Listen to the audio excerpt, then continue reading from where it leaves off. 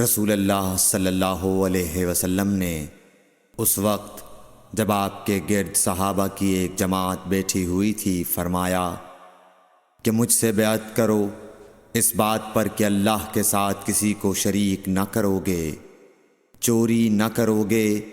زنا نہ کرو گے، اپنی اولاد کو قتل نہ کرو گے، اور ناعمدن کسی پر کوئی ناحق بہتان باندھو گے، اور کسی بھی اچھی بات میں اللہ کی نافرمانی نہ کرو گے۔ جو کوئی تم میں اس عہد کو پورا کرے گا تو اس کا ثواب اللہ کے ذمہ ہے، اور جو کوئی ان بری باتوں میں سے کسی کا ارتکاب کرے اور اسے دنیا میں اسلامی قانون کے تحت سزا دے دی گئی تو یہ سزا اس کے گناہوں کے لیے بدلہ ہو جائے گی، اور جو کوئی ان میں سے کسی بات میں مبتلا ہو گیا اور اللہ نے اس کے گناہ کو چھپا لیا تو پھر اس کا معاملہ اللہ کے حوالے ہے، اگر چاہے معاف کرے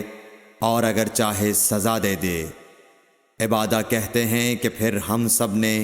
ان سب باتوں پر آپ صلی اللہ علیہ وسلم سے بیعت کر لی۔ صحیح بخاری حدیث نمبر 18۔